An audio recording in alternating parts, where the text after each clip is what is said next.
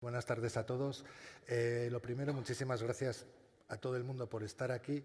Y lo segundo, enlazando un poco con la presentación de Cheles, de la presidenta de Evolución, el lema del Congreso, el lema del Día Mundial, un poco va enlazado todo con lo que hemos ido o hemos pretendido hacer a lo largo de este año desde la Confederación.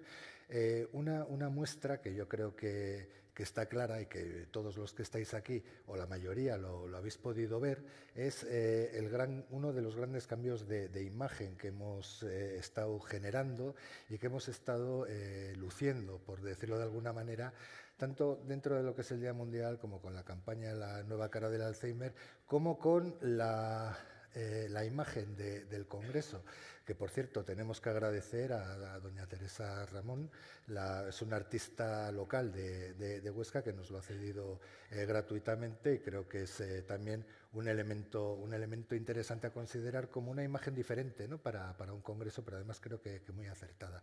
Y dicho esto, el título de la ponencia nuestra es El futuro de la investigación, si mal no recuerdo. Para ello, nos vais a permitir que eludamos la mesa y nos sentemos aquí con unos amigos, porque ya son verdaderos amigos, para poder discutir y debatir, ¿vale? Pues cuál es el futuro de la investigación, pero desde una perspectiva también diferente, ¿vale? Desde una perspectiva diferente que probablemente nos pille también un poco a todos de sorpresa, ¿no? Es decir, cuando hablamos de investigación en Alzheimer, siempre estamos pensando en todos los proyectos que hay en marcha, la dificultad. Cada vez que oímos en prensa, en radio, televisión, una nueva noticia, empezamos a aplaudir, hasta que nos chocamos con la cruda realidad, ¿verdad? Lo difícil que es el tema de la investigación. Y por eso precisamente, esta más que ponencia es compartir no solamente experiencias y conocimientos, sino sobre todo también visión, ¿vale?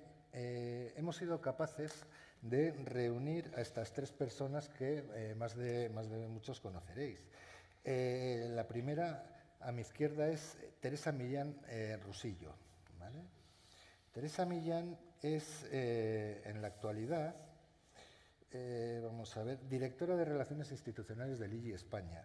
Además de funcionaria del Cuerpo de Farmacéuticos Nacional, ha sido asesora de Sanidad del Gabinete del Presidente del Gobierno, subdirectora general de Medicamentos de Uso Humano, consejera técnica de la Agencia Española del Medicamento, directora de programas de la Subdirección General de Productos Sanitarios de la Dirección General de Farmacia y Productos Sanitarios, jefa de sección de Productos Sanitarios también de la Subdirección General de Productos Sanitarios de la Dirección General de Farmacia y muchas cosas más. Es decir, tenemos una persona con un currículum espectacular, espectacular. Pero no solamente eso, sino que a su lado está el doctor Juan Álvarez Bravo, que es doctor en Medicina y Cirugía por la Universidad Complutense de Madrid y doctor en Farmacia por la Universidad de Tokio. Máster de Marketing Farmacéutico por el Instituto de Empresa de Madrid, y en el año 95 comenzó a trabajar en Serinplug, no sé si lo he dicho bien, más o menos, del Departamento de Desarrollo de Negocios y Economía de la Salud. En el año 96 formó parte del equipo de Wyeth Pharma, ocupando el puesto de gerente médico de antibióticos y vacunas. Un año después añadió a esta responsabilidad la gerencia de reumatología, y en el año 2000 fue nombrado experto regional para Europa, África y Oriente Medio de enfermedades infecciosas. Ese mismo año fue promocionado a Group Medical Manager para el Departamento de Antibióticos y Vacunas. En 2002, nombrado director médico de Wyeth Pharma para España, donde desempeñó esa función hasta su incorporación en Pfizer como director médico en 2007. Con lo cual, nuestro segundo invitado también casi nada. Y el tercero, pero no por ello menos espectacular, además es no voy a decir un recién llegado, ¿verdad? Porque tenemos también aquí en realidad es abogado. Es licenciado en Derecho y diplomado en empresariales, además de máster de periodismo en la Universidad Autónoma de Madrid. En este momento está trabajando en el Departamento de Comunicación y Relaciones de Pacientes de Novartis, pero antes había sido también responsable del área social de Farmaindustria, responsable de comunicación y redes sociales de Farmaindustria, también asesor del secretario general de Sanidad, asesor del ministro de Sanidad y Consumo, director adjunto de gabinete de prensa de Sanidad y Consumo, redactor del diario 20 Minutos y un largo etcétera en el campo del periodismo. Es decir, tenemos la tremenda suerte de contar con 3 personas procedentes de otras 3 empresas, grandes laboratorios, que han estado durante muchísimos años a la vanguardia de la investigación en demencias, en Alzheimer. De hecho, parte de la cartera de medicamentos que existen fueron desarrolladas desde los propios laboratorios en su día, y les hemos pedido compartir con todos nosotros el futuro de la investigación, pero desde el punto de vista de la realidad. Es decir, cada 2 por 3, cada vez que sale una investigación, sale automáticamente el anuncio del fracaso, el anuncio de el ensayo clínico fase 3 se ha caído. Entonces, la primera pregunta, y así en plan coloquio y en plan debate, sin más, es decir, ¿qué motiva? ¿No? ¿O qué ha motivado en su momento y qué motiva en la actualidad a una compañía farmacéutica a seguir invirtiendo en un área de investigación tan complicada donde vemos que el horizonte no es nada fácil, no es nada sencillo? Pues empiezo yo. Yo creo que lo que motiva son los pacientes, claramente. Yo cuando hablo con los investigadores que hay en Lilly, que no están trabajando en Alzheimer, nuestros investigadores del centro de investigación básica que tenemos, que trabajan en otras áreas, como puede ser cáncer o como puede ser diabetes, ellos lo que les mueve por la mañana es pensar que ese día van a hacer un trabajo que puede ser un éxito y que puede ayudar a los pacientes. Porque claro, si ellos pensasen desde su motivación que lo que van a hacer es una molécula nueva, que de toda la experiencia que tenemos seguramente se va a caer, pues eso realmente es muy poco motivante. Entonces, al final, lo que mueve a las compañías, y yo creo que esto es un ejemplo muy claro de cómo se puede seguir insistiendo, invirtiendo, poniendo recursos al servicio de la investigación, pues es pensar que a lo mejor un día puedes conseguir una solución para muchos pacientes que lo están esperando. Y, de hecho, hay una campaña muy chula de FPA que se llama We Won't Rest, no descansaremos, y que aquí se hizo cargo Farmaindustria de ella y que hemos participado todas las compañías que estamos aquí, pero muchas más compañías, y en ella lo que venía a decir es que era lo que movía a una persona que trabaja en el departamento médico, a una persona que trabaja en el departamento de colaboración con los pacientes, a una persona que trabaja en ventas, en investigación básica, en cualquiera, y al final lo que nos mueve a todos es pensar que algún día podremos encontrar una solución. Y tú me decías antes, ¿y no os cansáis? O sea, ese fracaso, pues yo creo que aquí, y lo va a decir Juan, Lilly es el ejemplo más claro del fracaso continuo, porque durante muchos años, 25, 27 este año, estamos trabajando y no hemos conseguido nada, no tenemos ni una molécula en el mercado, que otras compañías sí lo tienen. Pero es que a fecha de hoy tenemos 6 moléculas todavía activas, algunas de ellas en fase 1, en fases muy tempranas. Entonces, al final, esto es una carrera en la que tienes la conciencia de que no te puedes rendir. Y como no te puedes rendir, pues sigues y nosotros estamos seguros de que encontraremos una solución, por supuesto. Bueno, muchas gracias Jesús, muchas gracias Ceafa y a todos ustedes. Buenas tardes. Hay básicamente dos tipos de compañías farmacéuticas. Una es la que representamos los que estamos aquí, que somos las compañías innovadoras y otras las que bueno, después aprovechan un poco la investigación que hemos hecho y está muy bien que hagan las compañías de genéricos, biosimilares, etcétera. Las compañías innovadoras tenemos que innovar, tenemos que trabajar, tenemos que investigar en algo que dé un valor añadido y que realmente cure o mejore la vida o prevenga infecciones, en el caso de las vacunas, de los pacientes o de los individuos. Y como ha dicho a Teresa, la razón de ser de nuestras compañías es seguir trabajando.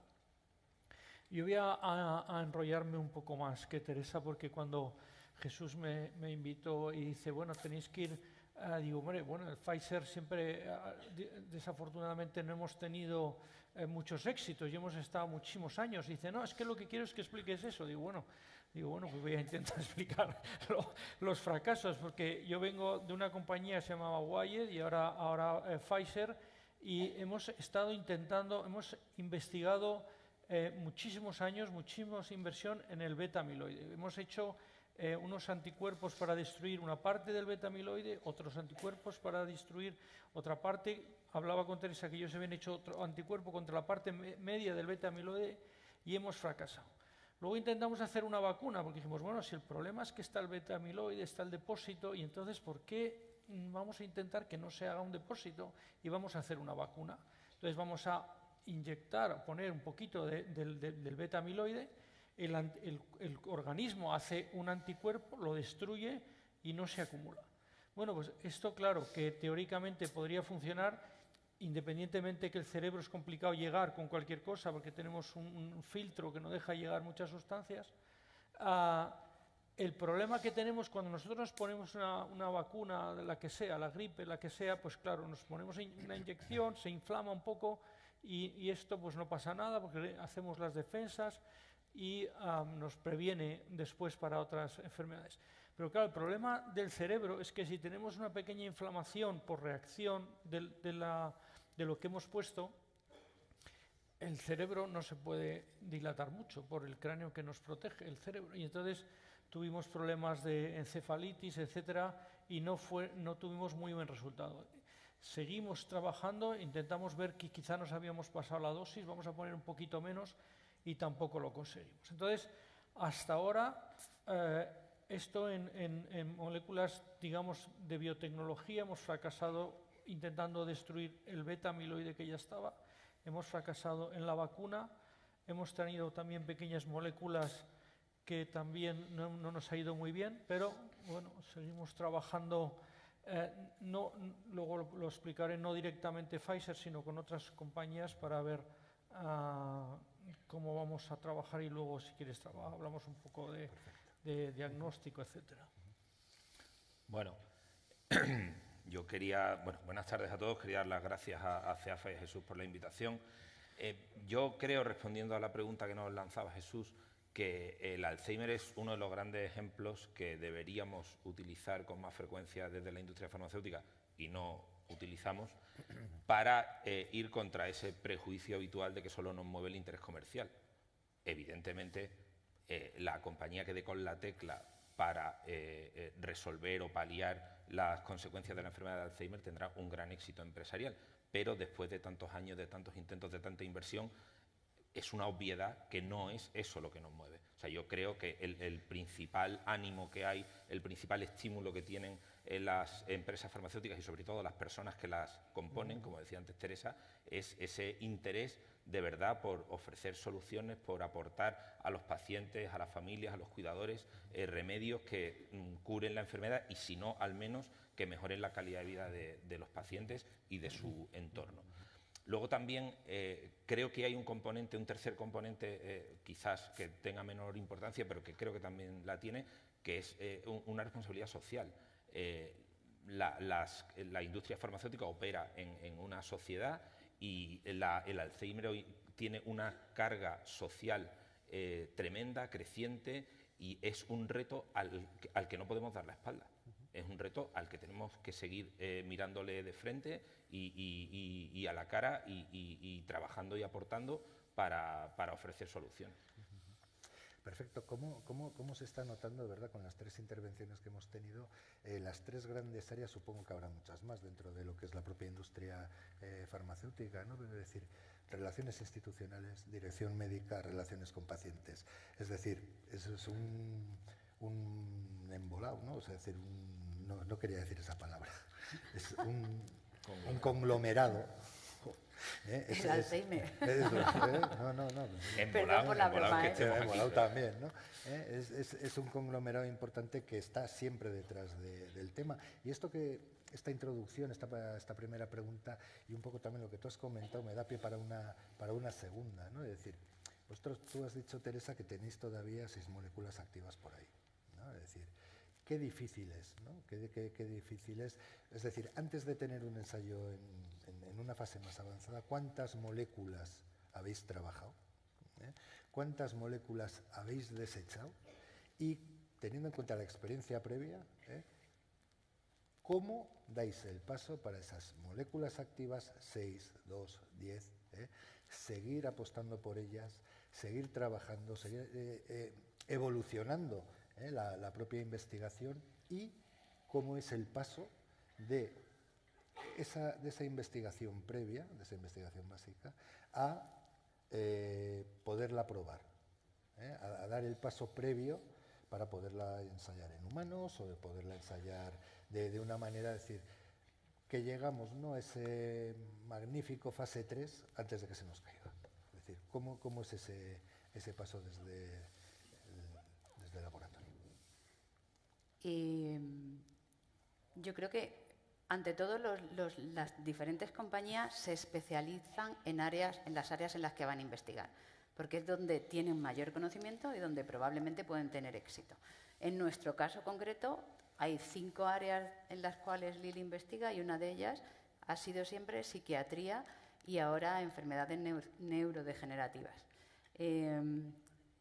Ese conocimiento acumulado desde hace muchísimos años hace que las personas que trabajan en la compañía, que diseñan las moléculas que luego se pueden convertir en posibles fármacos, recojan toda la información que se genera sobre los mecanismos de la enfermedad y vean cuáles son los puntos en los que esa enfermedad se puede atacar. Y yo vuelvo al beta-amiloide porque después del último fracaso que tuvimos en Lilly, que la verdad es que fue sonado porque teníamos muchas esperanzas en solanezumab, una molécula para el beta-amiloide, después de estudiar muchísimo dónde habían estado los malos resultados, dónde estaban los fallos, etcétera, etcétera, la compañía decidió que la hipótesis beta-amiloide todavía tenía valor y que por eso había que seguir trabajando en dar una solución sobre el beta-amiloide. A lo mejor lo que se desconoce bien es cuál es la transcripción o la traducción del depósito con la sintomatología y la presencia de la enfermedad, pero que había suficientes datos como para poder seguir trabajando. Bueno, eso es el pistoletazo de salida para que los científicos empiecen a trabajar y empiecen a hacer moléculas que pueden ser activas frente a esa diana específica, que es la de retirar beta-amiloide o impedir que se deposite sobre las células, y además ir siguiendo la investigación para cómo se puede hacer. Pero hay otros factores, está la proteína tau, también nosotros estamos investigando sobre proteína tau, hay una secretasa que también estamos investigando sobre la secretasa, y en paralelo pues estamos trabajando con otras empresas para intentar acelerar el diagnóstico. Una vez que se ha tomado la decisión de que hay una molécula que puede ser candidata a convertirse en un fármaco, pues entonces lo que se hace es poner recursos económicos detrás de eso. Y yo creo que esa es una de las decisiones más importantes que se toman en una compañía farmacéutica, porque tú tienes a lo mejor 10, 15, 20 moléculas que son las que tienen potencial para ser un fármaco, pero obviamente no tienes dinero para todas ellas, porque si tuvieses dinero para todas sería fantástico, pero desarrollar una molécula cuesta muchísimos miles de millones de dólares, más de 1.000 millones de dólares. Entonces, ¿dónde poner los recursos para que puedan tener un cierto éxito? Es una decisión muy difícil que toman desde el board científico o desde el equipo científico de la compañía. Y una vez que se ha decidido eso, pues sigues. En algunos casos vas teniendo resultados alentadores que te hacen que sigas con la investigación. En algunos casos, desgraciadamente, no los tienes y esa molécula se cae, pero siempre existe la esperanza de que una de esas moléculas que se han diseñado para trabajar o para actuar sobre un efecto concreto de la enfermedad puedan tener un resultado final. Obviamente, a medida que avanzas más, pues vas teniendo más probabilidades de éxito. Por eso yo creo que merece muchísimo la pena destacar que con muy pocos datos, cuando esa molécula solo ha demostrado a lo mejor su actividad terapéutica, su actividad farmacológica sobre cultivos celulares, tomar la decisión de, venga, vamos a seguir adelante y vamos a poner los recursos detrás de esto, yo creo que es una decisión importantísima y que le debe quitar el sueño algunas veces a los que la toman. A ver, el reto, yo creo que en Alzheimer hay muchos retos, pero uno de los retos son los modelos animales. Cuando hacemos investigación en cualquier otra molécula, podemos tener modelos animales que nos ayudan muchísimo. En Alzheimer es muy difícil hacer ratas con Alzheimer, otros animales con Alzheimer. Sí parece que se pueden hacer modelos con perros, pero uno pues tiene una cierta sensibilidad cada vez mayor a trabajar con animales, y esto es un primer gran reto.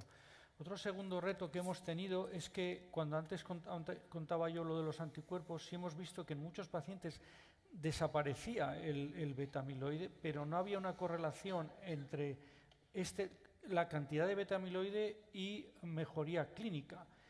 Y no hemos podido saber quién se beneficiaba y qué papel tenía el beta-amiloide aunque lo quitásemos. Yo creo que algo que va a cambiar muchísimo y que tenemos mucha esperanza en la investigación es el conocimiento genético. Hasta ahora hacer una determinación genética era carísimo, era muy complicado, y cada vez es más barato, es más asequible, y vamos a poder correlacionar los datos clínicos de los ensayos que antes hablábamos con el componente genético.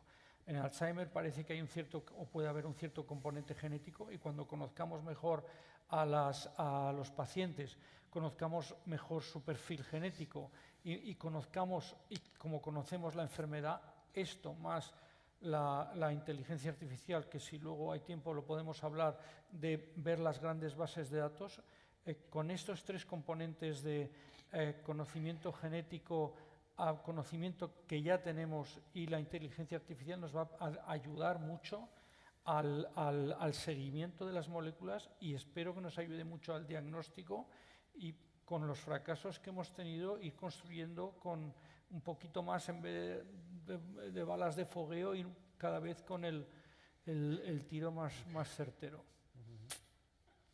A mí me gustaría, para que el auditorio comprendiera mejor el esfuerzo y la dificultad de la que estamos hablando, ilustrar con algunas cifras las reflexiones y los retos que han comentado Teresa y Juan.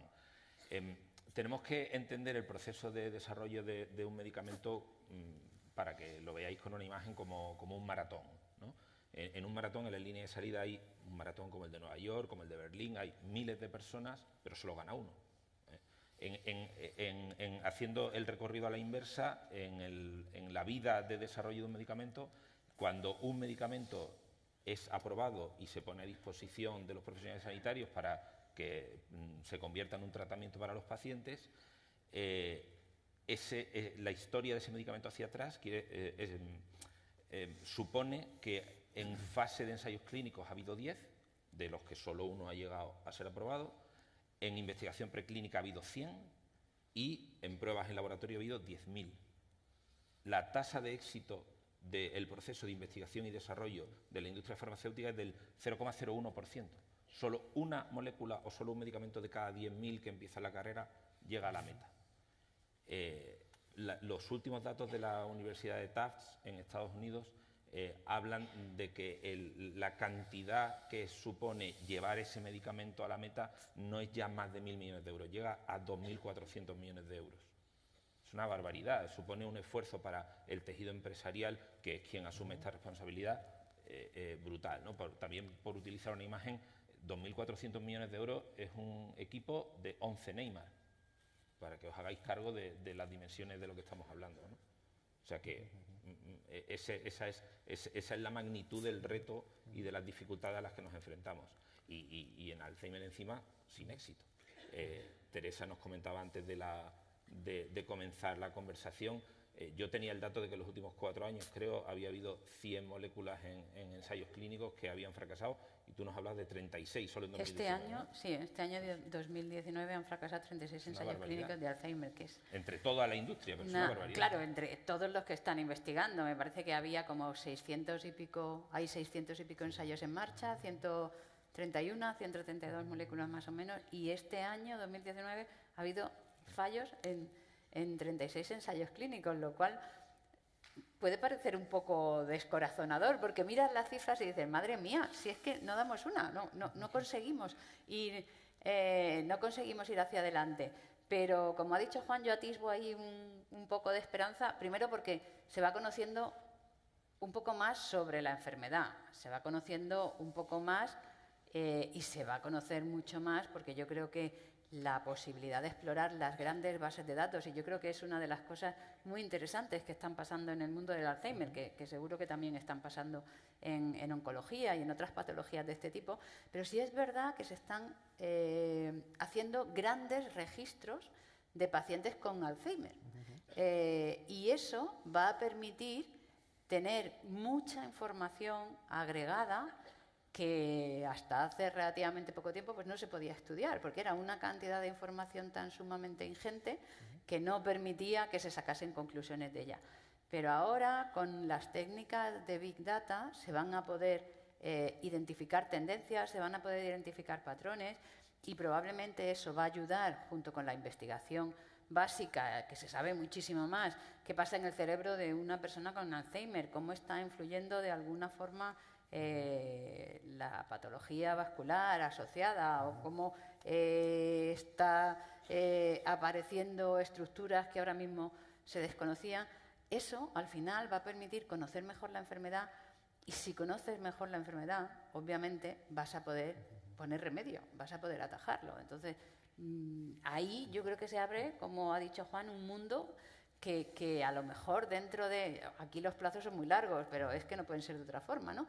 Pero a lo mejor dentro de 5, de 10, de 15 años, pues se puede encontrar un pasito que vaya un poco más allá de lo que ya tenemos, porque es verdad que desgraciadamente pues hace mucho tiempo que parece que avanzamos poco, ¿no? Pues, sí, unos 16 años más o menos, ¿no? Sin ningún producto nuevo. El uso del Big Data tiene un componente también económico, y es que va a reducir mucho los costes de las investigaciones, lo cual va a permitir que con el mismo esfuerzo económico puedas investigar muchas más cosas. Antes decía Teresa, claro, tú tienes una serie de moléculas prometedoras o de posibles caminos y tienes que apostar por uno o por otro. Igual, utilizando estas herramientas puedes entrar en más caminos a la vez, lo cual va a acelerar también los plazos.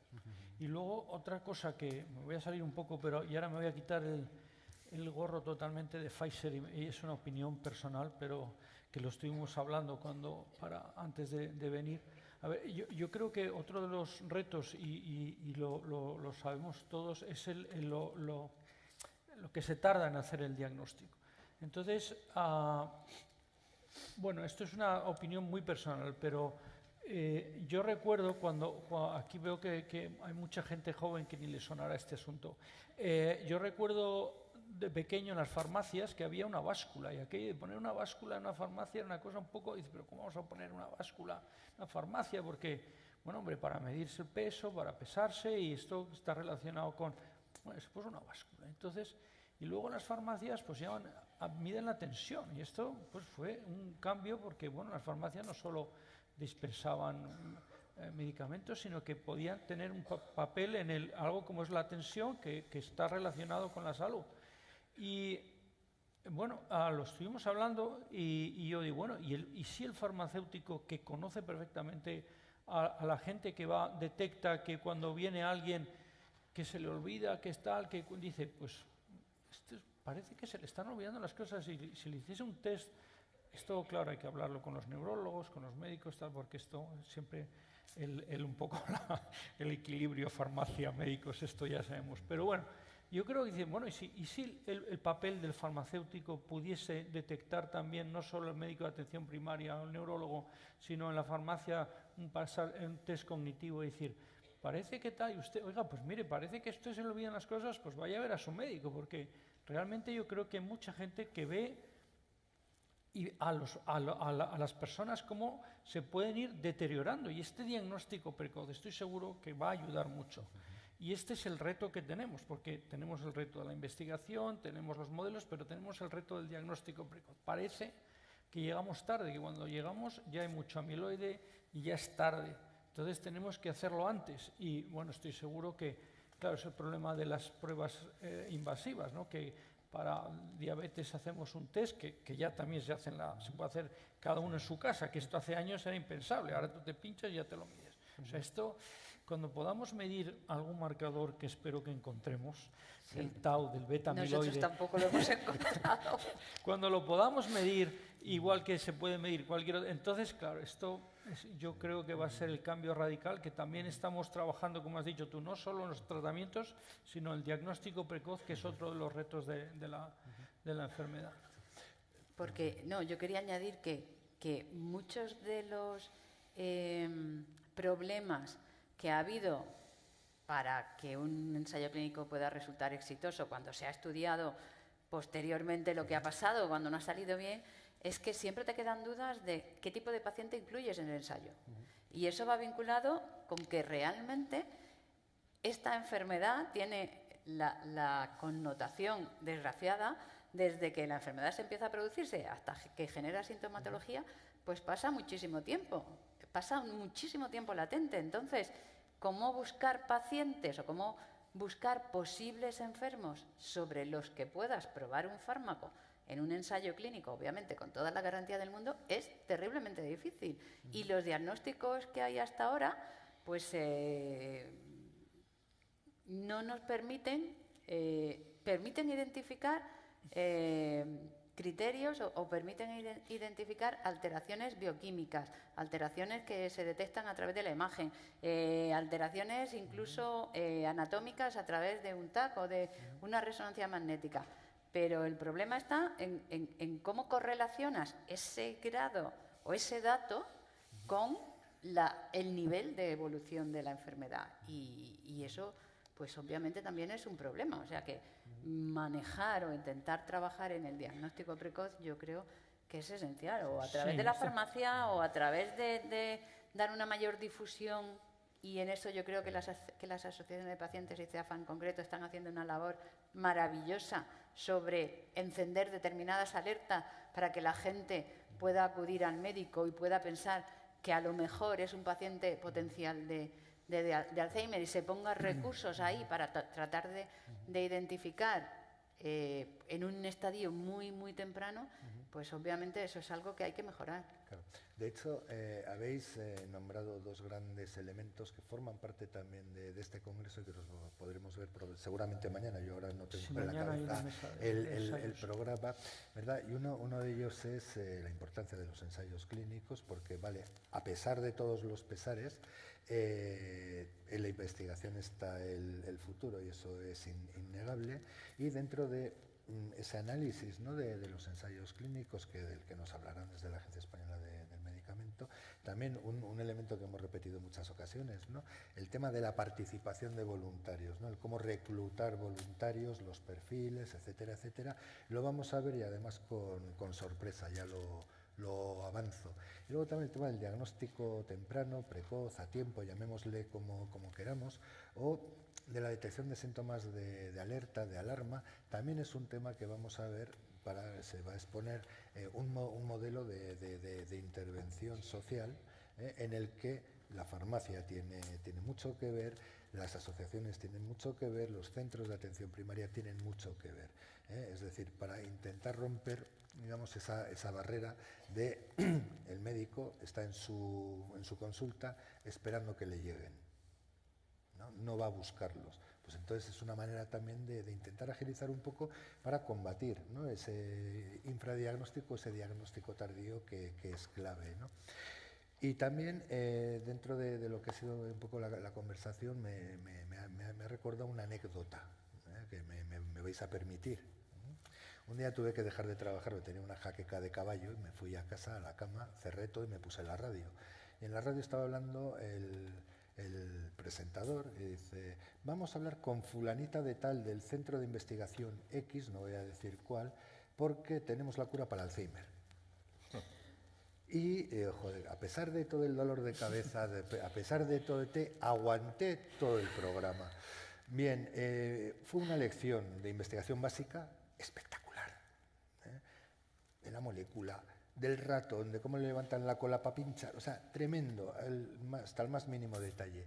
Y cuando el presentador, el entrevistador, hace la pregunta, dice, bueno, ¿y esto cuándo lo podremos tener en las farmacias?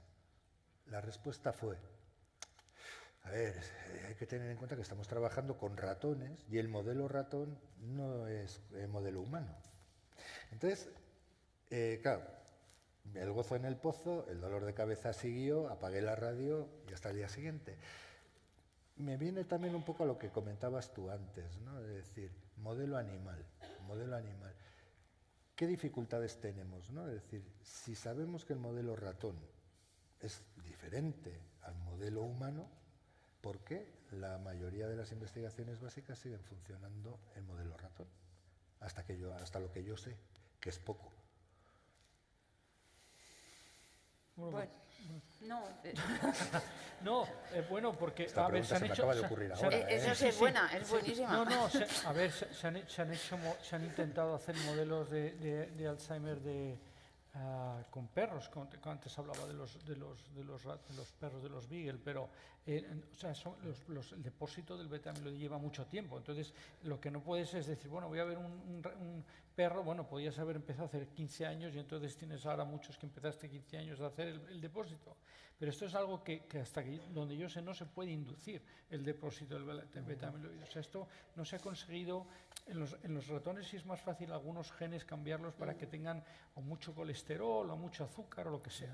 Pero no se ha conseguido hacer un modelo de los ratones que tengan un depósito tremendo del beta-amiloide para trabajar. Entonces, bueno, no es fácil porque hay muchos genes que habría que tocar y no es fácil. Hay un modelo que yo creo que es un modelo muy, muy conocido, que es el modelo de Jesús Ávila, el investigador del CSIC, que fue uno de los primeros ratones modificados y que trabajaba esencialmente en beta-amiloide. Entonces, lo que hacía era intentar replicar lo que pasaba en el cerebro humano, desde el punto de vista amiloide, en un cerebro de ratón para ver si de esa forma se podía entender mejor cómo funcionaba la enfermedad. Porque al final, estos modelos animales lo que intentan es, más que descubrir una cura, es intentar dar información sobre cómo funciona la enfermedad para que se pueda descubrir luego una cura. Pero yo me temo que lo que va a pasar un poco en el Alzheimer, y leyendo pues, lo que se publica, es que el Alzheimer es una patología tan multifactorial que al final tienes que entender también cuáles son los factores que actúan sobre ella, que seguramente van más allá de la proteína tau, del beta-amiloide, de la secretasa, de no sé cuánto, para darle un enfoque global e intentar atacar por varios sitios.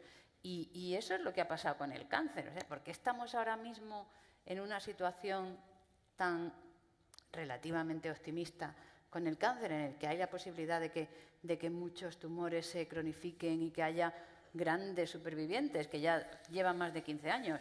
Pues porque el cáncer hoy en día se ataja de múltiples formas, porque se ha estudiado muy en profundidad y se ha visto, por supuesto, cuál es la genética que induce que se forme un tumor, pero también cómo se crea el tumor, cómo se vasculariza, cómo el tumor envía la señal para que se produzca una metástasis, cuáles son las proteínas inflamatorias que actúan a determinados niveles. Entonces, para todo eso que se conoce, se han podido hacer fármacos y ahora mismo las terapias son combinadas, se van superponiendo 3, 4 fármacos que lo que hacen es atacar el tumor. Eso ha llevado, tú seguramente lo sabes mejor, Juan, a lo mejor 100 años, no sé, hasta que la angiogénesis empezó a estudiar en los años 80 y han pasado casi 40 años. Y la inmunología, que es ahora como la bomba, pues es que los primeros estudios de inmunología son de los años 70. Es verdad que en Alzheimer llevan mucho tiempo trabajando, pero repito, es que desde mi punto de vista, y aquí también me quito la gorra de compañía, no quiero que suene como una crítica a mi compañía, pero yo creo que todavía el conocimiento es inmaduro, como para poder encontrar una solución a corto. a relativamente corto. Pero, repito, de los fracasos es de donde se aprende. Ya te equivocas en una cosa, bueno, pues la mejoras, ya no vas por ahí, ya vas por otro lado, ¿no? Y luego otra cosa que yo igual me tiro aquí a la piscina, pero bueno, esto, a ver, yo creo que otra responsabilidad que podemos tener todos es un poco el diagnóstico que antes comentaba que era tan tardío y tan complicado. O sea, hay muchas campañas de, si usted ve, o sea, creo que todo el mundo lo sabe, si usted se le paraliza un poco esto y guiñe tal, llame inmediatamente al 112 porque puede que tenga un ictus, inmediatamente tiene que llamar a alguien. Si a usted le duele el corazón o le duele aquí, pues, dolor irradiado, con tal, no sé, llame inmediatamente al 112 porque puede que tenga un infarto. Entonces, si alguien dice, si usted ve a la quien sea de la familia que es esto es que se está haciendo mayor. No, se está haciendo mayor o no. O sea, quiero decir que yo creo que podemos tener educación entre todos, de los médicos, de los pacientes, de las asociaciones, para decir, si usted ve que tiene esto y esto y esto, cuidado, puede que a lo mejor no es que se le haga mayor, es que además de que sea mayor puede tener otra cosa. Y entonces interaccionar y hacer campañas de formación, de detección precoz de los posibles o teóricos pacientes, para decir, llevarlos al médico y decir, yo creo que además de ser mayor puede tener esto, aquello, intentar actuar antes. Indudablemente, y esto nos abre la puerta a otro gran debate que no vamos a poner ahora encima de la mesa, que es el tema de la estigmatización. Con respecto a ese, son cosas de la edad, el abuelo chochea. No solamente el abuelo chochea no tiene nada más, ¿no? O sea, es decir, es un poco el tema, ¿no? Y ahí evidentemente, bueno, pues el tejido social, las asociaciones en particular, sí que están realizando un trabajo muy importante y en ocasiones también de la mano de los departamentos, las áreas de relaciones con pacientes de la industria farmacéutica, ¿no? Es decir, estamos, yo creo que hemos ya empapelado, ¿no? Es decir, en diferentes soportes los 10 síntomas del Alzheimer, es decir, la necesidad de aprender, ¿no? A detectar esos factores de riesgo y aprender también, porque eso también será un arte, a actuar. Porque claro, ¿cómo le dices tú a alguien, vete al médico, ¿no? O tu padre, vete al médico? No, o sea, es decir, es duro y por eso comparto plenamente, Juan, el tema de esa educación social, ¿no? Que de una manera o de otra, bueno, pues todos, ¿no? Deberíamos asumir. Pero claro, estamos hablando también de diagnóstico tardío, estamos hablando de infradiagnóstico. La Sociedad Española de Neurología sabemos que establece en torno al 30-40% de casos sin diagnosticar. Estamos hablando también de la necesidad de un diagnóstico temprano. Incluso hay líneas de investigación en fase prodrómica para la detección probabilística de la que luego se enfrentan, digamos, a cuestionamientos éticos, ¿vale? Es decir, ¿por qué o cómo o quién soy yo para, ¿no? Informar a una persona que en los próximos X años va a tener un porcentaje X de probabilidad de desarrollar X demencia si no tengo nada que ofrecerle, desde el punto de vista farmacéutico, ¿no? Entonces, claro, es decir, diagnóstico tardío, infradiagnóstico, diagnóstico precoz, ¿cómo, quién y cuándo, por decirlo de alguna manera, se definen dentro de un programa de investigación, de un proyecto de investigación, la diana a la cual esa investigación va a ir? Y digo, tanto cuando ya está avanzado, en fases tempranas, porque eso lo hemos oído hablar muchísimas veces, que igual la investigación se focaliza en fases avanzadas, etcétera, y luego pues también la tau, la beta, etcétera. ¿Cómo, quién y por qué, ¿no? Se establecen esas dianas terapéuticas? Que es una cuestión porque en los últimos años han ido cambiando, ¿no? Y han ido cambiando alimentado probablemente por el conocimiento adquirido tras el fracaso. Bueno, alimentado, ¿no? El tau parece que es la clave para... Si hemos dicho, bueno, hemos hecho tantísimo con el beta-amiloide y parece que no hemos avanzado mucho, pues vamos a ver, y hay como aquel chiste, ¿hay alguien más? Bueno, pues alguien más, bueno, vamos a ver qué tiene el tau. Hombre, yo creo que Yo soy muy optimista, porque de naturaleza soy optimista, pero estoy seguro que en un momento dado podremos hacer un diagnóstico, igual que el diabetes y azúcar, colesterol, que se mide. Estoy seguro que tenemos que encontrar una molécula o sea, no puede ser que haya tantísima gente investigando, no la hayamos encontrado, que relacione la enfermedad con una molécula que se pueda medir, ya sea en sangre, ya sea en líquido cefalorraquídeo, en algún sitio. Y cuando podamos, demos con la clave, la cosa va a cambiar radicalmente, claro. Pero, bueno, esto, más lo que antes comentaba de la dotación genética, más el diagnóstico precoz, yo creo que estamos cerca, pero, bueno, sí que es muy descorazonador que se han caído 36 estudios, sí, pero bueno, ahí seguimos, o sea, Sí, y luego, como decía Jesús, es verdad que en los últimos años los criterios de selección de pacientes para los ensayos han cambiado, porque durante mucho tiempo solo se incluían pacientes que tenían ya un Alzheimer clínicamente establecido, es decir, un deterioro cognitivo, un deterioro funcional.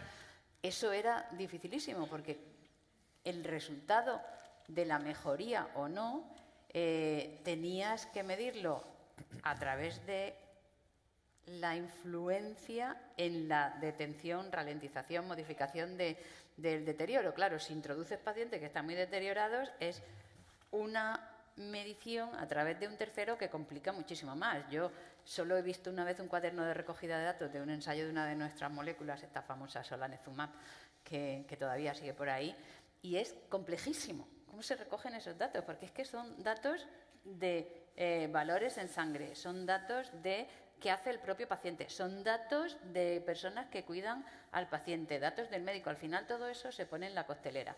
Yo creo que el problema, porque cuando se empiezan a segmentar poblaciones, y de hecho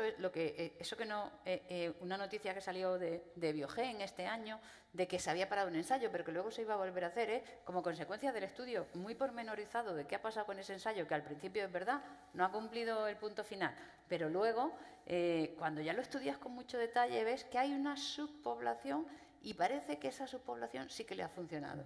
Curiosamente, y tú corrígeme si me equivoco por vuestra experiencia, las poblaciones que se suelen beneficiar más dentro de la gran población del ensayo son las poblaciones más tempranas, que están diagnosticadas más temprano.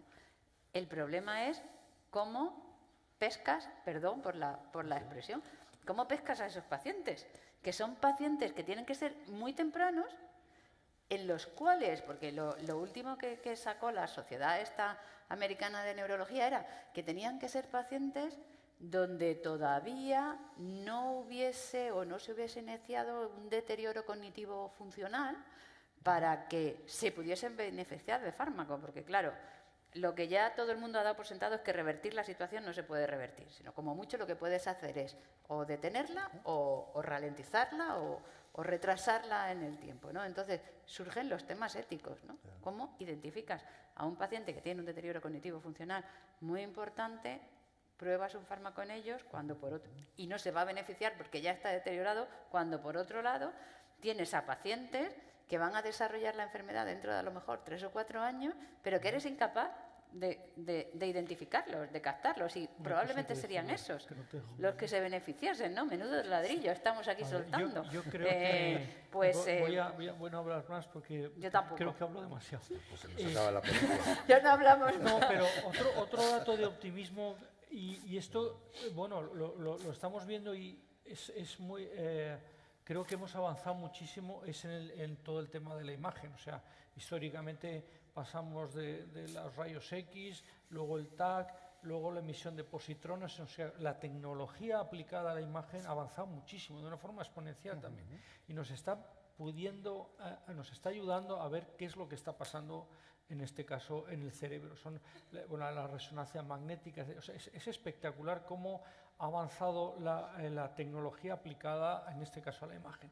Yo creo que esto también nos va a ayudar mucho al diagnóstico precoz, y aquí el avance es muy grande y hay compañías dedicadas exclusivamente a la mejora de la imagen. Hay compañías, no voy a decir nombres, pero que se dedican, independientemente de las muestras de medicamentos, se dedican a la imagen y ha cambiado radicalmente. Eso está cambiando mucho y también es algo muy positivo y para tener también optimismo en este diagnóstico precoz. Yo me he estado esperando, Sí, pero ahora perdón. quiero comentar un par de cosas. No, sobre lo que tú comentabas, que es muy importante, de los matices éticos que tiene la selección de pacientes para participar en investigaciones, ahí hay un factor muy importante que está en el otro lado. Los pacientes que participan son voluntarios, pacientes o personas sanas son voluntarios, y lo hacen o porque entienden que la participación en el ensayo clínico puede tener un beneficio sobre su propio estado de salud, pero lo hacen principalmente con un enfoque de generosidad, de altruismo, porque piensan, están convencidos de que su participación en la investigación puede tener un beneficio a medio y largo plazo sobre el abordaje de la enfermedad y para otros pacientes, para otras personas, ¿no? Pasa en Alzheimer, pasa en cáncer y pasa en todo tipo de patología. Ese factor altruista y voluntario de los pacientes que participan en ensayos clínicos es determinante, y sin ese factor no podríamos avanzar las compañías farmacéuticas. Por eso también la relación con los colectivos de pacientes es tan importante, ¿no? Y luego la otra, quería poner solo un ejemplo. Hemos estado hablando un rato de detección precoz, de que cuando ya ha empezado a haber daño cerebral, pues los medicamentos ya no son tan efectivos, tal. Novartis ha estado trabajando recientemente en un proyecto que se llama Generation, que, otro ejemplo más, hemos tenido que parar por algunos efectos secundarios, pero que nos deja enseñanzas muy importantes, y que, aunque probablemente la molécula que se ha utilizado no sea la acertada, entendemos que el enfoque sí puede ser de interés y aportar valor, ¿no? Se ha trabajado con voluntarios sanos, mayores de 60 años, pero que nunca han tenido síntomas y que nunca han ido al neurólogo, ¿vale? Se ha detectado o se entiende que podría haber un gen que podría determinar el posible desarrollo de la enfermedad en el futuro. Entonces, se ha estudiado, se le ha hecho el genotipo a 50.000 voluntarios. De esos se han seleccionado 2.000 que han entrado en ensayos clínicos. En España y otros 10.000 estaban monitorizados por si podían entrar posteriormente en ensayo clínico. En España esas cifras son 800 genotipos, una treintena de pacientes que han entrado en estos ensayos clínicos a nivel global, y más de 100 monitorizados, ¿no?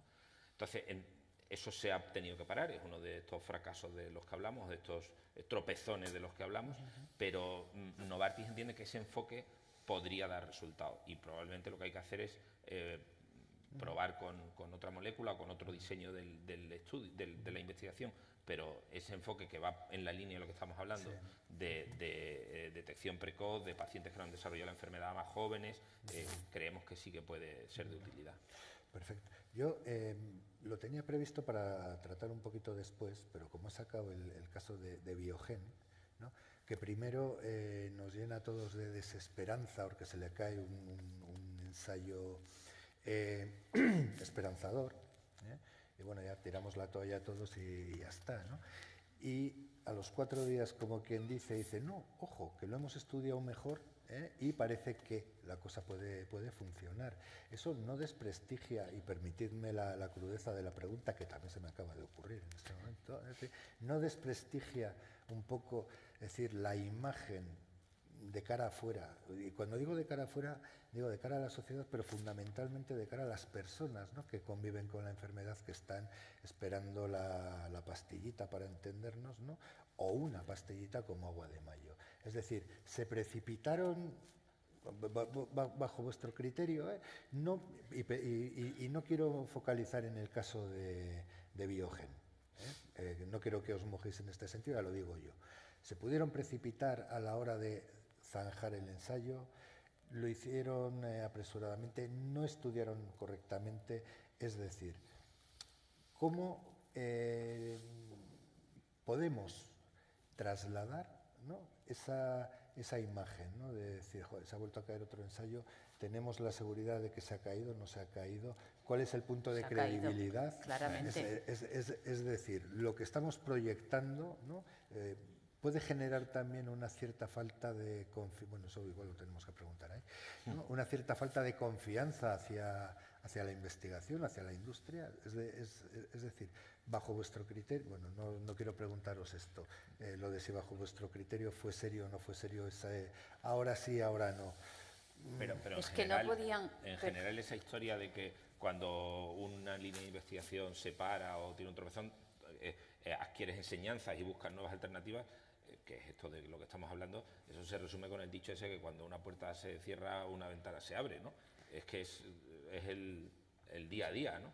Yo creo que en este caso en concreto, que ha pasado a más compañías y en más ensayos, obviamente ellos tenían que decir que no habían cumplido los objetivos que se habían buscado en su ensayo, que era que esa población tuviese una mejora funcional y cognitiva, porque eran las dos, en un porcentaje estadísticamente significativo. Y eso fue así. O sea, ese ensayo falló. ¿Qué pasa? Y tú lo puedes explicar mejor que yo, Juan, que para eso eres director médico. Cuando este ensayo se acaba, los estadísticos empiezan a estudiar casi te diría que paciente a paciente. ¿Y qué han descubierto? Pues que había una treintena, 30, 40 pacientes me parece que eran, que sí que habían mejorado. Entonces, eso lo que te permite es que con pacientes con esas características hay que volver a hacer otro ensayo para ver si realmente eso que tienes ahí y que te sugiere que a lo mejor estos pacientes, y que eran pacientes, si no recuerdo mal, cuando leí la noticia, eran pacientes que casi no tenían sintomatología, se pueden beneficiar de la utilización del fármaco. Pero como verás, es que todo lleva siempre al mismo sitio. La detección precoz, cómo identificar muy bien los pacientes que tienen que participar en el ensayo, y lo difícil y perdón por la palabra, puñetero que tiene esta enfermedad, es cómo unes el deterioro funcional y cognitivo, que es lo que te hace tener una alerta de que ahí puede estar pasando algo, con ese paciente, con otro tipo de datos que son los que tienes que medir científicamente, y que es, pues eso, la proteína. Es que es tremendo, pero yo creo que tenían que hacerlo, es que si no, éticamente no hubiesen podido no hacerlo, comunicar que el ensayo había fallado. A ver, lo que ocurre muchas veces cuando se hacen los ensayos es que uno marca unos objetivos que es los que tiene que poner y hacer público para lo que tienes que buscar. Entonces, una vez que se termina el ensayo, ¿hemos conseguido esto o no? Y tienen mucha presión los que están haciendo porque las compañías, que antes ha comentado algo antes, tienen que decir, bueno, seguimos aquí, o con esto, con esto, con esto. Y entonces dicen, ¿funciona o no funciona? Dices, bueno, es que funciona, no, pero dime si funciona o no funciona. Bueno, es que, no, es que, pues, y entonces, hay veces que hay que tomar muchas decisiones, pero la gente que está trabajando y que piensa y que tiene interés y que dice, no, pero yo creo que puede funcionar en algunos que hemos visto, hay unos indicios, y es cuando, bueno, las compañías a veces hacen análisis o comunicaciones precipitadamente o no, pero sí que en algún subtipo de pacientes sí que puede funcionar. Y esto, bueno, o sea, no tiene nada, bueno, tiene y no tiene que ver con Alzheimer, pero lo hemos, antes lo ha comentado un poco Teresa, el progreso en oncología. Bueno, uno de los grandes progresos en oncología es que se han podido subanalizar los tipos de pacientes, y esto está muy claro, por ejemplo, en cáncer de mama, que si, bueno, yo antes tenía cáncer de pecho, bueno, ¿y qué tipo? Pues había unas de, pero ahora cuando se ha ido pudiendo afinar qué tipo de cánceres y qué marcadores tiene, y hay fármacos afortunadamente selectivos para ello. Entonces, cuando tú consigues tener una selección, el progreso es mucho más grande, pero eso ha ido, o sea, hay que ir consiguiendo estos marcadores que ahora todavía no tenemos en Alzheimer. Pero contestando tu pregunta, hay veces que haciendo subanálisis que nos pueden ayudar en qué tipo de pacientes han mejorado, y luego ampliar y buscar solo esos para el próximo estudio. Pero claro, estamos hablando en esta enfermedad que hasta que puede, o sea, no es como una neumonía, que en 15 días puedes ver si responde o no responde, porque si tienes una neumonía y tienes, por decir algo, un neumococo que está circulando, si el antibiótico funciona bien, en 24 horas desaparece el neumococo. En 24 horas sabes si funciona el antibiótico o no. En Alzheimer necesitamos muchos meses, los ensayos tardan mucho, entonces, aun haciendo este subanálisis, luego hay que buscarlos y tal. Entonces, bueno, esto es lo que complica un poco la investigación. La investigación, pero también el compartir, ¿no?, con la sociedad ese estado de la investigación. Porque, vamos a ver, es decir, de la misma manera que en investigación básica nos generan unas expectativas magníficas que luego se nos caen, en investigación clínica yo creo que ya estamos, hay un ensayo no sé qué muy... que va, ¿no? Entonces, es decir, ojalá, pero claro, entonces es decir, que dando un paso más, ¿no? Es decir, desde el punto de vista de la industria, ¿consideráis que estáis comunicando bien? Entonces, No, vamos a la responsable de comunicación. a la boga. Me encanta que me hagas esta pregunta. Lo sé. Es complicado porque muchas veces no es culpa de cómo tú comunicas, sino del interlocutor, cómo lo interpreta. Claro, si tú esa comunicación la haces a través de los medios de comunicación, los medios normalmente necesitan un titular claro, directo, y ahí es donde va un locutor que en realidad no sabe mucho de la enfermedad ni de cómo se desarrollan las investigaciones y dice, vamos a hablar con una señora que tiene la cura del Alzheimer. Y no, es una investigadora básica que ha dado con un mecanismo prometedor en un ratón. Claro, pero claro, si tú en un medio de comunicación, en una página de un periódico a 4 columnas titulas, una investigadora básica ha dado con un mecanismo prometedor, pues eso no es noticia. Ese es uno de los problemas. Probablemente también hay culpa de las compañías que a veces, pues, después de una historia de tantos fracasos y tropezones y cuando manejan una investigación prometedora, se convencen de que puede haber algo ahí que vaya a llegar a buen puerto y quieren comunicarlo mucho y muy pronto. No lo sé, pero efectivamente ese círculo vicioso de generación de falsas expectativas a la sociedad en general y en especial y particularmente a los pacientes y a las personas de su entorno es uno de los grandes problemas de la investigación biomédica. Y debemos de afrontarlo entre todos. Yo trabajo mucho con asociaciones de pacientes, pero trabajo mucho con periodistas y es uno de los asuntos recurrentes. Hay que hacerle ver a los periodistas que las noticias sobre investigación biomédica las tienen que tratar con muchísima prudencia, con muchísimo cuidado, precisamente por esa responsabilidad que tenemos todos de no generar falsas expectativas. Claro, es que la pregunta venía que ni pintada.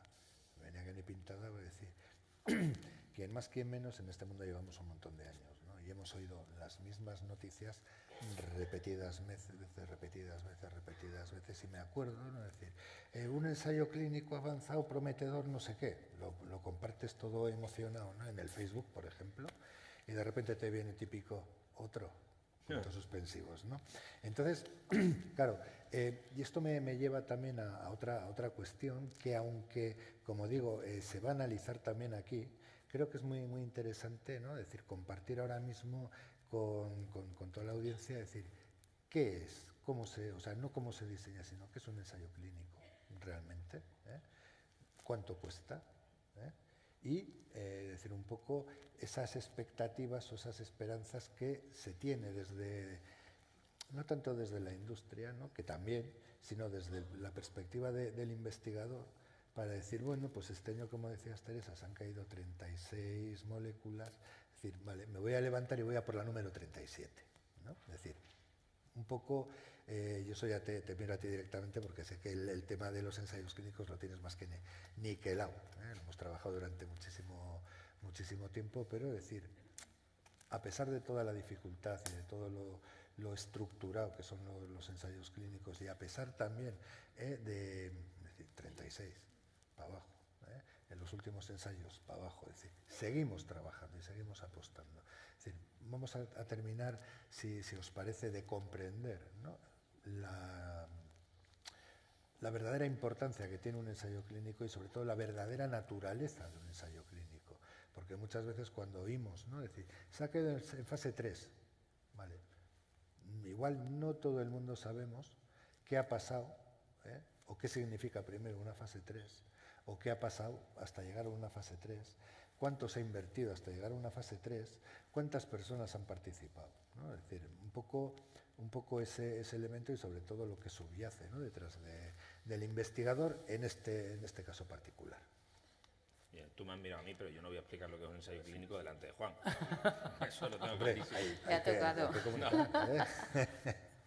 Bueno, a ver, muy brevemente, ¿cómo se hacen los estudios y cómo se diseñan? Y un poco la clave, voy a intentar contestar una de las preguntas clave para entenderlo. cualquier molécula que parece o sea, que puede funcionar por lo que sea, se hacen los modelos animales, que ya tenemos el primer problema. Luego, estas moléculas, cuando se hacen las pruebas animales, que se ve seguridad y eficacia, las dos cosas. Luego se hacen los voluntarios sanos, que es lo que hemos hablado antes, en el cual el medicamento se ve cómo funciona en el organismo y cómo se distribuye, etcétera, etcétera. Esto normalmente es entre 50 y 100 pacientes.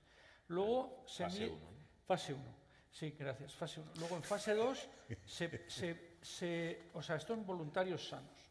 Normalmente, bueno, históricamente se ha hecho en estudiantes de medicina, no sé por qué, pero los estudiantes de medicina...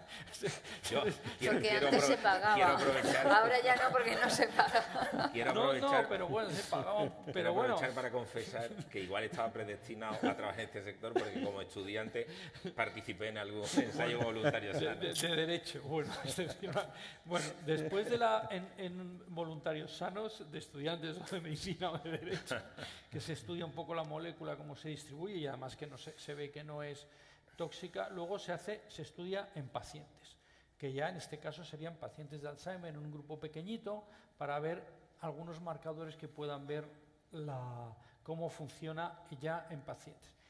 Y el gran reto y el gran desembolso económico y el gran, bueno, no voy a decir la posibilidad más grande de fracasar es cuando ya vemos que funciona, lo comparamos con algo que ya existe y que funciona. Cuando se hace el diseño, que es lo difícil, es ver si nosotros, por ejemplo, voy a poner un ejemplo que creo que es el más fácil de entender, volviendo al caso de la neumonía. Nosotros teníamos una vacuna para neumonía, entonces queremos prevenir la neumonía. Entonces decimos, bueno, ¿cuánta gente tiene neumonía? Pues decimos, pues de 40.000 personas que nosotros vacunemos, van a desarrollar neumonía durante un año 100. Entonces, si nosotros tenemos 40.000 personas que van a tener 100 neumonías, si nosotros vacunamos a 40.000 y evitamos que en vez de 100 tengan solo 10, por decir algo, la vacuna está funcionando, porque normalmente iban a tener 100 y aquí con la vacuna no hay. Entonces, ¿cómo se deberían hacer o se hacen los estudios de Alzheimer? Decimos, bueno,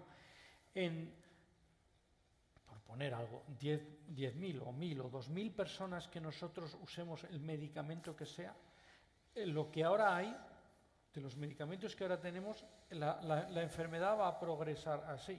Nosotros vamos a tener estos otros con nuestro medicamento que estamos probando para ver si progresa o no progresa. Claro, nosotros pensamos que va a funcionar y que va a progresar, pero la realidad es que en los que se han caído es porque comparado con lo que había, no han conseguido evitar ese progreso o ese... Entonces, una vez más, el reto es...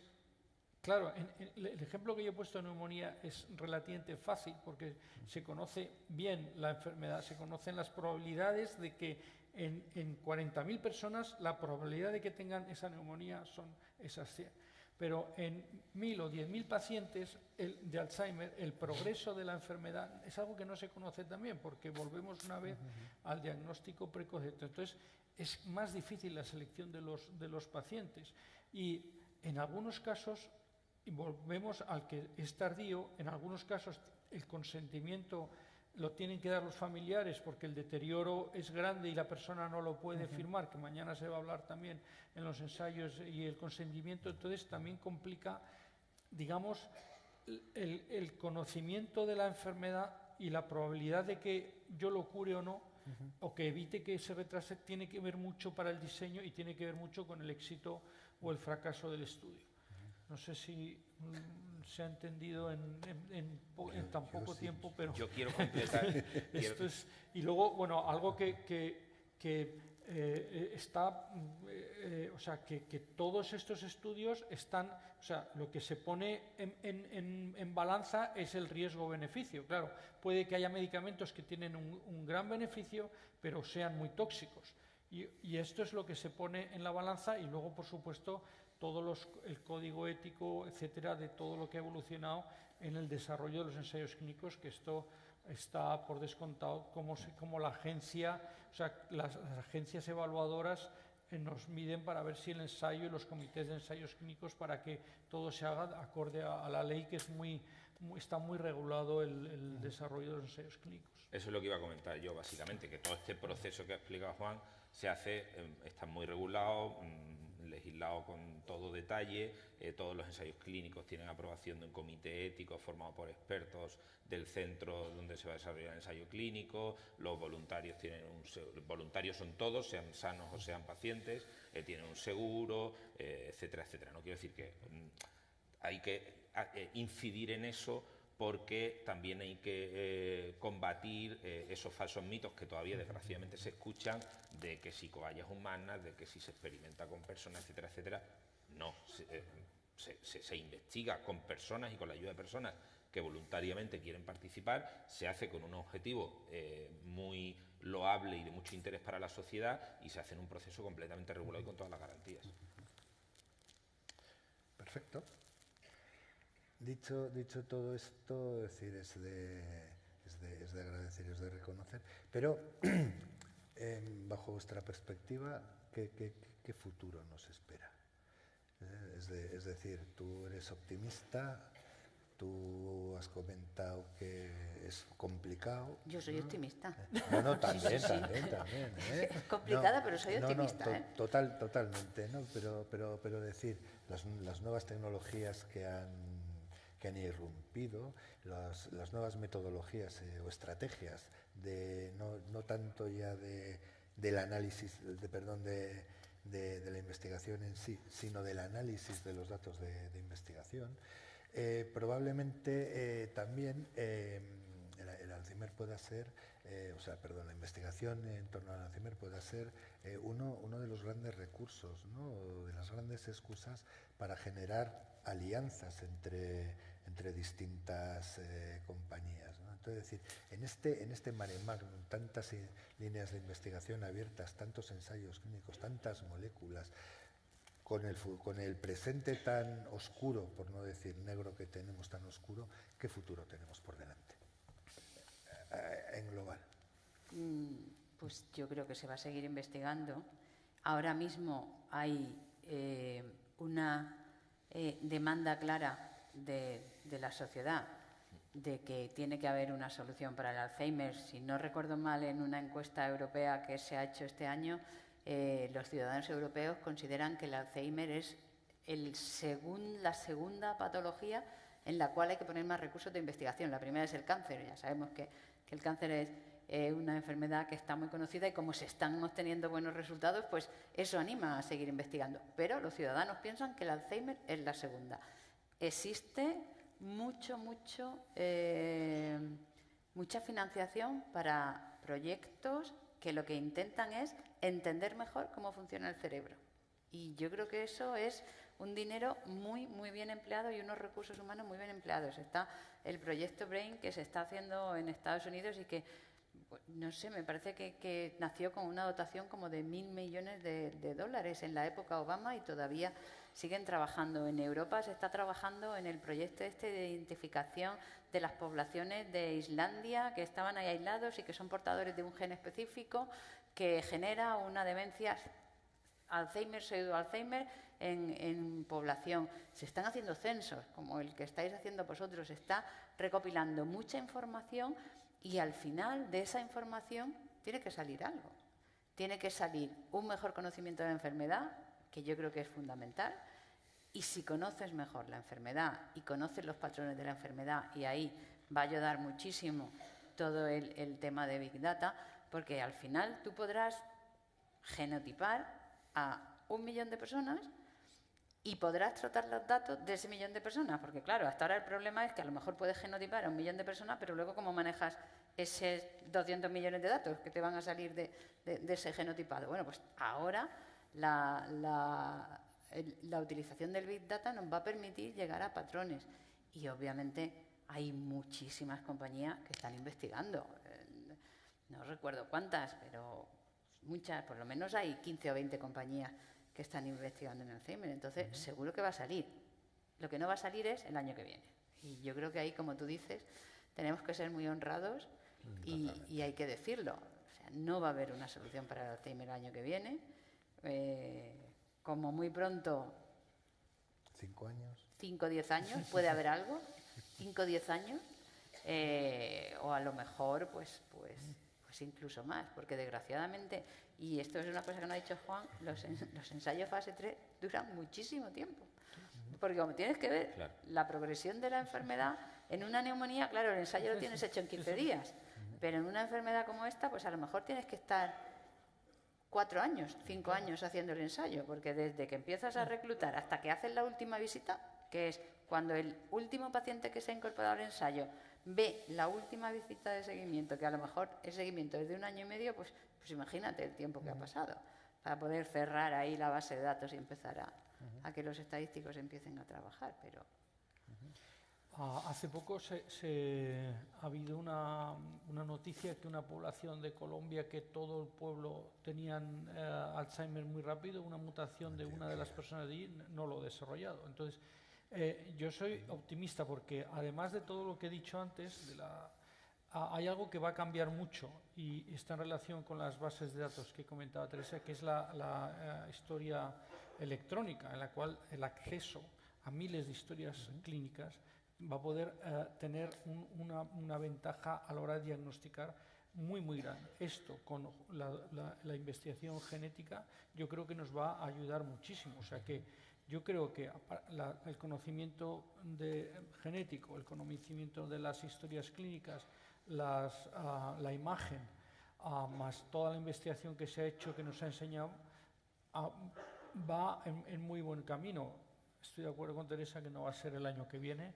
No me quiero arriesgar y mojar a decir cuándo va a ser, pero va todo sumando. O sea, es verdad que los ensayos algunos se caen y restan, pero la dirección es muy positiva y toda la tecnología nos ayuda en el diagnóstico y espero que en el tratamiento.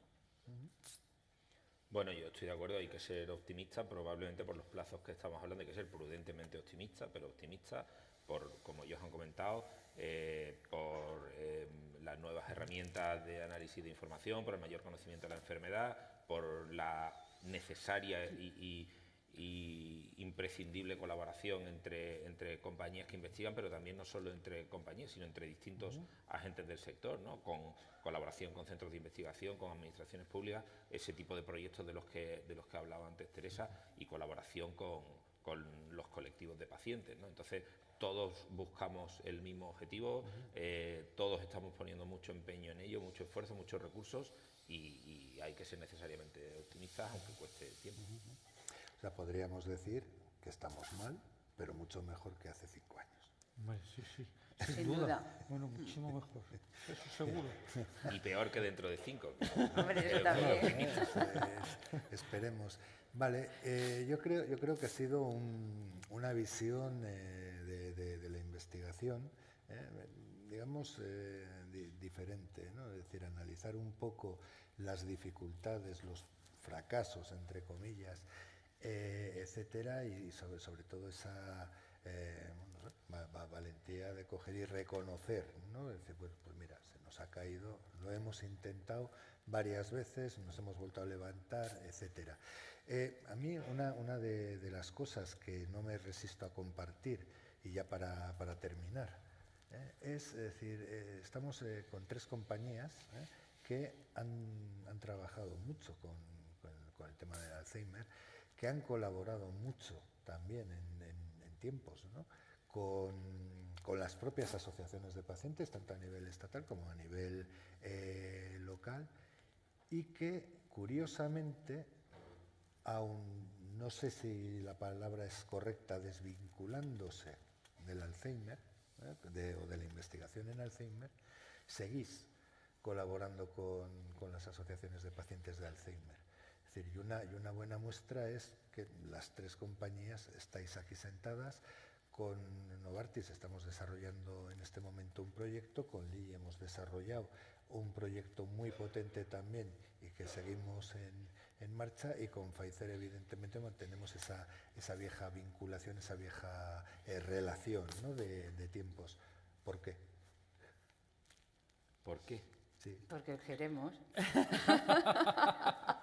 Es que claro, es que el compromiso con los pacientes no puede estar éticamente, y yo creo que en eso el enfoque lo compartimos las tres compañías y muchas otras compañías también, no puede estar vinculado solo a un producto, a un lanzamiento. Tú tienes que desarrollar relaciones a medio y largo plazo de confianza, de tal manera que un colectivo de pacientes encuentre en la industria a un aliado estratégico, a un acompañante en el camino, y al revés. Porque si estamos hablando del conocimiento de la enfermedad, por ejemplo, ¿dónde vamos nosotros sin colaborar con los pacientes? Y si ahora mismo no hay una línea de investigación súper potente, la ha habido antes o la habrá en el futuro, porque todos tenemos el mismo empeño. Entonces, ese compromiso tiene que ser sostenido en el tiempo. Unas veces será más intenso, otras veces menos, pero a medio y largo plazo y muy leal. Yo creo, además, Jesús, que una cosa que es muy importante para nosotros, fuera de la investigación académica, y cuando hablo de investigación académica me refiero a la investigación básica en la polleta y a la investigación clínica, etcétera, etcétera, lo que necesitamos entender también es dónde están las necesidades reales de los pacientes y a qué tipo de problema real puedes dar solución. Y a lo mejor la solución no pasa solo por el fármaco. La solución puede haber otras soluciones colaterales y esas soluciones no se agotan cuando desgraciadamente se cae una molécula, ¿no? Si tú inicias un proceso o inicias un proyecto para entender mejor la enfermedad, para conocer su estado epidemiológico, para ver realmente dónde están las demandas que la sociedad tiene y que las asociaciones de pacientes canalizáis tan adecuadamente en casos de patologías concretas, pues ese conocimiento yo creo que también nutre a nosotros. Es un ganar-ganar, ¿no? Si no conocemos cómo funciona la enfermedad, si no conocemos cuáles son las inquietudes de los pacientes, de los cuidadores, etcétera, etcétera, pues mal vamos a poder dar soluciones a ese tipo de necesidades. Y bueno, yo creo que, contestando a tu pregunta por qué, bueno, es un compromiso de la relación que hemos tenido y en el fondo primero porque es un compromiso para una compañía investigadora e innovadora como la nuestra, porque si no lo hacemos nosotros, ¿quién lo va a hacer? Y porque afortunadamente pensamos que lo que hemos aprendido nos va a ayudar a seguir trabajando. Y con que la palabra me sale en inglés, que es el background, pero con estos precedentes, bueno, es que tenemos que seguir, porque creemos que lo vamos a conseguir y algún día esperemos poder estar sentados aquí y decir, bueno, lo hemos conseguido. Bueno, para algunos a lo mejor ya es tarde, pero esperemos estar mejor en los 5 años, ¿no? Ojalá, porque esta es la esperanza que tenemos. Claro, ya como se dice en Cataluña, ya nos sabe mal, ¿no? Sí, es que es una frustración que es, bueno, levantarte de esa frustración, pero tenemos esperanza y hay que seguir. Yo tengo una anécdota con esta famosa molécula, que fue la última que se nos cayó y fue un drama. Pues había convocada una conferencia de toda la gente que trabajaba en el tema del Alzheimer y de responsables de las distintas afiliadas de todo el mundo para comunicar los ensayos clínicos del ensayo. Y entonces yo me acuerdo que nos conectamos. Era a las 3 de la tarde, nos conectamos allí, mi jefe y yo, para que nos contasen eso.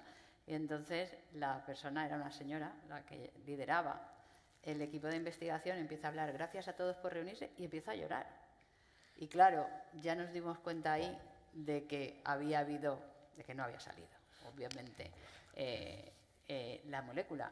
Y leyó una carta de una hija de una paciente que había participado en el ensayo, ¿no? Entonces, eso que fue muy triste para todos cuando lo oímos, porque hablaba de lo reconfortada que se había sentido, de que bien, cuántas esperanzas tenían en que esto funcionase, etcétera, etcétera, pues fue lo que nos hizo a todo el mundo decir, pues oye, merece la pena, o sea, es que tienes a los pacientes ahí, es que tienes a los familiares ahí, es que aunque solo sea porque a esta persona le hemos ayudado un poquito, le hemos hecho ver la vida un poco diferente, merece la pena seguir trabajando y seguir poniendo recursos y seguir poniendo esfuerzo y seguir levantándote cada día pensando, pues a lo mejor hoy lo consigo, ¿no?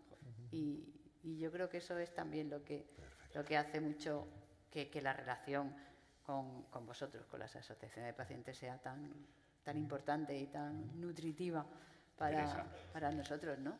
Menos mal que has empezado, o sea, que has contado la anécdota al final.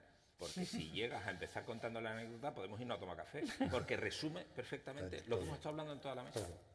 Absolutamente. O sea, es que me parece maravillosa. Absolutamente.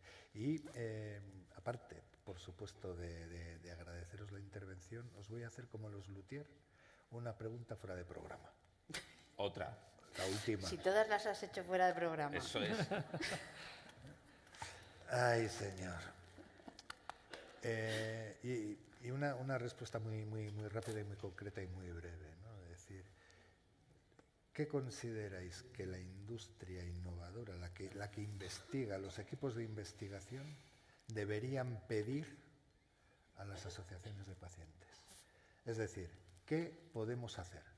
¿Qué necesitáis de nosotros para poder seguir avanzando? Que existáis, lo primero. Es fundamental.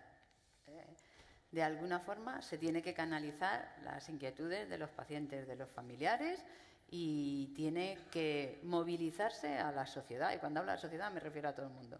A la sociedad en general, a los gobiernos, a los investigadores, a nosotros mismos. O sea, lo primero que os pedimos es que estéis ahí porque sois los que nos estáis poniendo delante de nuestros ojos el problema real. Y luego, puesto que en el fondo las asociaciones de pacientes son un poco agitadores sociales, ¿no? Pues lo que yo os pediría es que pidáis a los gobiernos, a las instituciones públicas, que se dediquen recursos a la investigación, porque es muy importante. Por lo menos que se equipare a la lucha contra la alopecia, ¿no? Pues sí. Mira qué buena. No, el doble. Que se pongan recursos para la investigación. Porque esto es una tarea de todos y todo el mundo tenemos que estar ahí. Yo creo que esa es una reivindicación total y completamente compartida por todos los que estamos aquí. Y bueno, yo por mi parte, y parece que esta vez he hablado, me toca la parte de los ensayos clínicos, yo creo que las compañías farmacéuticas se han dado cuenta de la importancia de los pacientes, no al final o no como sujetos que participan en los ensayos clínicos, sino en el propio diseño de los ensayos clínicos. Y esto es algo que ha cambiado y que cada uno de los que está aquí puede en un momento dado colaborar con una compañía en el diseño del ensayo clínico.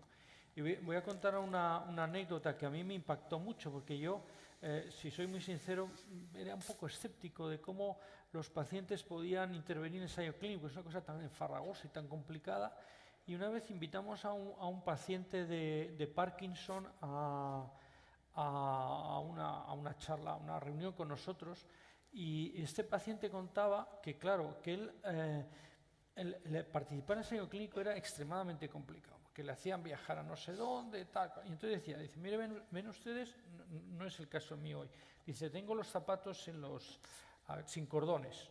Dice, porque a mí me cuesta mucho ponerme los zapatos y tengo que venir con zapatos sin cordones porque tengo Parkinson y no puedo.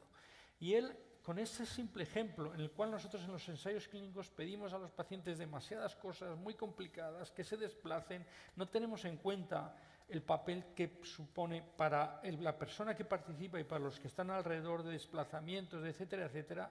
Esto, el que los pacientes, los familiares participen en el diseño de los ensayos clínicos, creo que nos va a cambiar mucho y en lo cual tenemos y podemos colaborar para también mejorar esos ensayos y que pidamos también que luego los resultados sean acordes a lo que estamos viendo con la relación que tenemos con vosotros.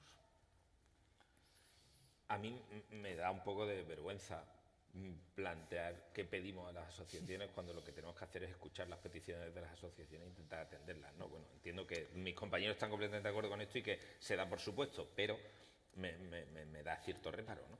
efectivamente yo estoy de acuerdo con Teresa en que esa necesidad de fortaleza y de persistencia para que vuestras demandas y vuestras reivindicaciones nos lleguen a nosotros, por supuesto, pero también a las autoridades y a otros agentes del sector sociosanitario, no solo en lo relativo a la investigación, también en la asistencia clínica, en los servicios sociales que necesitan los pacientes, es fundamental, y también que seáis receptivos ante las peticiones o propuestas que pueden haceros las compañías farmacéuticas, que a veces pueden pareceros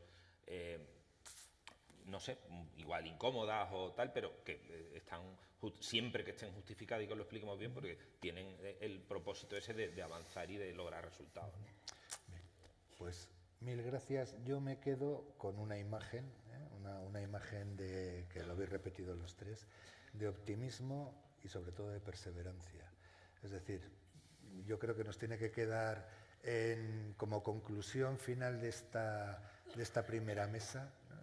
El hecho de saber que la investigación, a pesar de los pesares y a pesar de que no avanza como quisiéramos todos que avanzara, sigue ahí poquito a poco y que entre todos, esto ha de ser también, digo yo, un compromiso de todos. Daniel, Juan, Teresa, infinitas gracias. Gracias a vosotros. Muchas gracias A vosotros. Muchas gracias.